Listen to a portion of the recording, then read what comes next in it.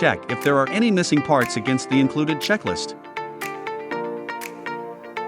Firstly, insert wood dowel into all 6 board 4.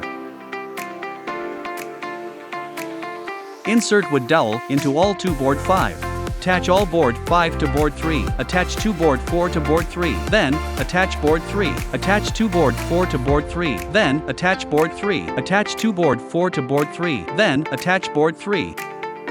Attach board 1 to cabinet body using CSK screw M5.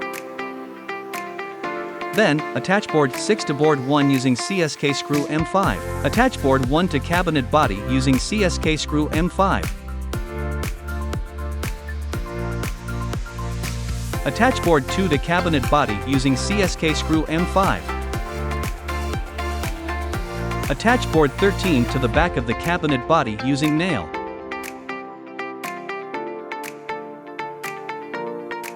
Congratulations!